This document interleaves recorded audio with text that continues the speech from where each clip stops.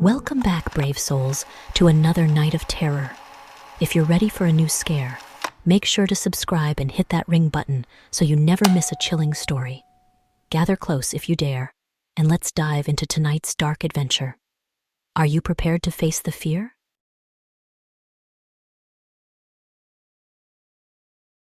I used to work at a Walmart back in 2017.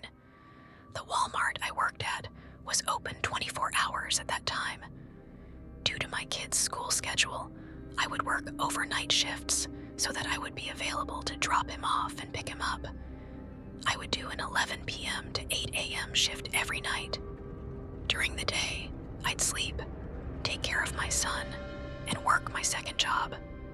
Some days, I was exhausted. It was a challenging period in my life, but I had to do what I could to cover rent. This Walmart was one of the bigger ones. It was a super center, not just a grocery store, so it had everything. It was one of the few open 24 hours in the area. I think COVID-19 changed that though. On this particular night, it was early December, and the air was bitterly cold. When I arrived at work around 11 p.m., there was still a decent amount of shoppers in the store. A lot of people would come in for some late-night shopping, especially around the holiday season. As the hours passed, it quieted down tremendously. The late hours of the night would attract a lot of weirder characters, even stranger than the usual ones during the day. In the early hours of the morning, there was only one person working the front of the store, stationed at the self-checkout registers. There were no regular registers open this late. There were also a couple of stock workers on the floor, which was what I did, and a few warehouse workers in the back, who I rarely interacted with. They did their own thing. And then there was just the night manager on duty. I was in the cereal aisle, doing my usual stocking work, when I noticed a customer walk past the aisle. Seconds later, he stepped back into view at the end of the aisle, stopped, and looked down at me. When I looked back at him, he started looking at the cereal. The guy had curly hair.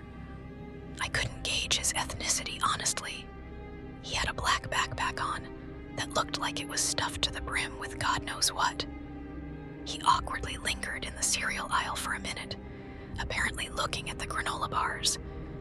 Then he came a little closer to me and asked me where the bread was. I pointed him in the right direction, and he said thanks, and slowly walked away out of the aisle. I watched him walk away, and he had a very noticeable waddle in his walk. When he was out of sight, he was out of mind though. The problem was that he wasn't out of sight for long.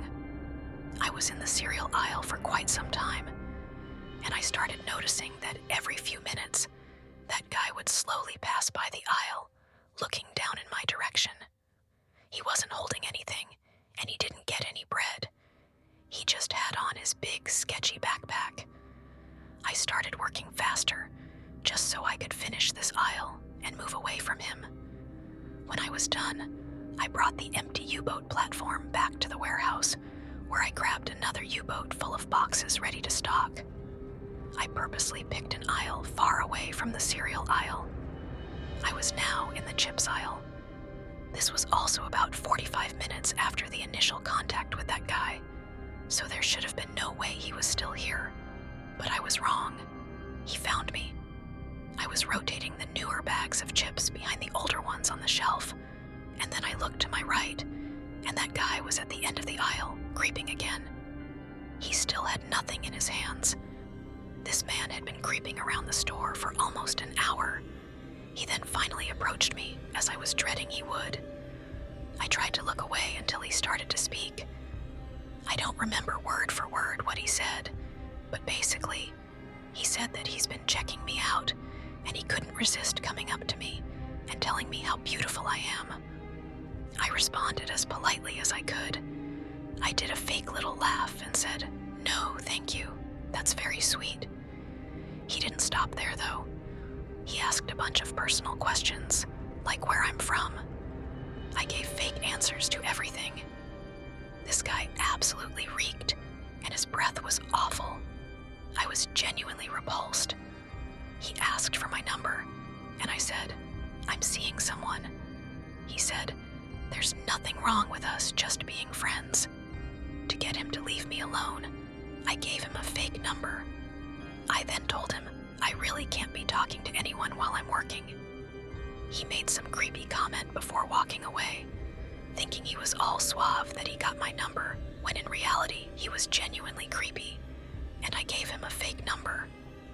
I thought that would be the end of it. Hours went by, and time felt like it was going in reverse. I wanted to go home. Then the only other stock worker on the job at that hour suddenly walkie-talkied to me, saying there's some creepy-looking guy asking for me. I said, "Oh no," and then told her to tell him I left. I then basically made a beeline for the employee lounge, where I planned on hiding for a while. I made it to the lounge, and then sat in one of the seats. Then the double doors opened, and in came that guy. He looked at me, and he looked angry. He yelled, "You gave me a fake number, you bitch." I think I swallowed my gum out of fear. I said, "You can't be back here, sir." He then took off his backpack and plopped it on the table next to mine. He started unzipping it as he looked at me. That's when it was time for me to go.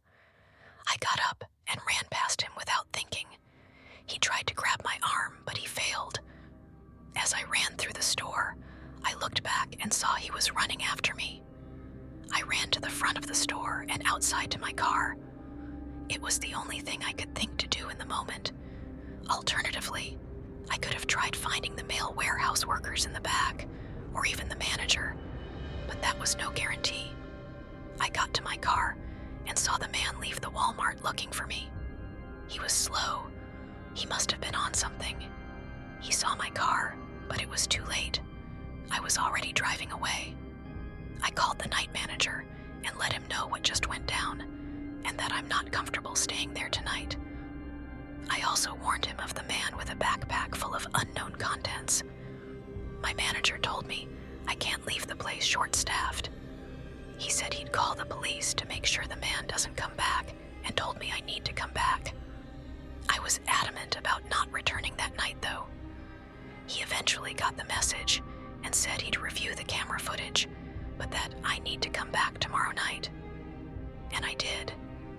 He allegedly notified the police the next day of the man and gave the police department the surveillance footage. I met a lot of characters working that job, but this guy was by far the scariest. I don't know what he was reaching for in his backpack. I don't want to know either. Second story. Back in the summer of 2018, I had just turned 16. There was a Walmart within walking distance from my house, and I used to go there frequently to buy clothes and other necessities. It was a convenient 15-minute walk, and since I wasn't driving yet, it was the best option for me. I often went with my friend Emily, but sometimes I went alone. One warm evening in July, I decided to head to Walmart by myself. I put on my AirPods and set out, enjoying the mild evening breeze. As usual, I shut out the world with my music, feeling relaxed and carefree. When I arrived at Walmart, I headed straight to the girls' clothing section, browsing through the new summer arrivals. I was flipping through a rack of tops when I noticed a man standing nearby. He seemed to be talking, but I couldn't hear him over my music. I took out one AirPod and asked, "Sorry, are you talking to me?" "Yes," he said, smiling in a way that made me uneasy. He was a shorter man with gray hair, probably in his late 50s, wearing glasses and a clean-shaven face. I was just saying, my daughter buys the same kind of jeans you're looking at. "Oh, that's nice," I replied politely, though I found the comment odd and unnecessary.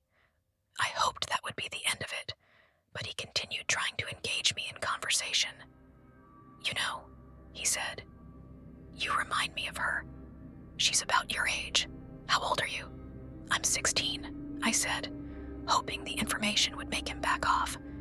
Instead, his eyes lit up. "Ah, 16. Such a wonderful age. So mature, but still so young." His words gave me chills. He asked for my name, and for some reason, perhaps out of politeness or just shock, I told him my real name. His response was unsettling. "That's a beautiful name. It's my favorite name for a girl." I started feeling more uncomfortable as he continued to ask personal questions. "What school do you go to?" he asked. Thinking quickly, I lied. "I'm not from around here. I'm just visiting my cousin." "Oh, really? Where are you from?" he pressed. "Out of state," I said, keeping it vague. He looked at me intently and said, "I've seen you around here before. Are you sure you're not from around here?" I felt a wave of panic. How did he know that? I didn't answer, and instead turned to leave, walking briskly towards the front of the store. I paid for the jeans I was holding and walked through the store to enter the adjoining mall, hoping to lose him among the crowds. As I strolled through the mall, trying to calm down, I glanced into a store window and saw the man again, sitting on a bench outside Victoria's Secret. My heart raced. I quickly ducked into the store, hoping he wouldn't see me. I pretended to browse, all the while keeping an eye on him. He eventually got up and started walking towards the store. I called my mom, whispering, "Mom, there's this creepy guy following me. Can you please come pick me up?" "Stay where you are, honey. Find a store with lots of people and wait there. I'll be there as soon as I can," she replied, her voice full of concern. I took her advice and found a busy store with a group of customers inside. The man appeared at the entrance, his eyes scanning the store until they locked onto me. He called my name in a hushed but insistent voice. "Sarah, Sarah, come here." I felt sick to my stomach. I went to the cashier and said, "That man is following me. I don't know him." The cashier, a girl about my age, looked worried. "Do you want me to call security?" Before I could answer, a couple nearby overheard and came over. "We'll stay with you until your mom gets here," the woman said, giving me a reassuring smile. The man, realizing he was drawing attention, slowly backed off and disappeared into the mall. I waited anxiously, watching the entrance until my mom finally arrived. She rushed in, hugging me tightly and thanking the couple who stayed with me. We reported the incident to mall security, but they said there wasn't much they could do unless he committed a crime. I didn't go back to that Walmart or mall alone for a long time after that. Every time I think about that summer evening, I shiver, wondering what his true intentions were and what might have happened if he had caught me alone again.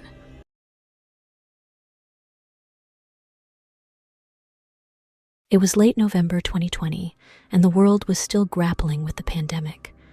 I was 26 and working the night shift at Walmart to make ends meet.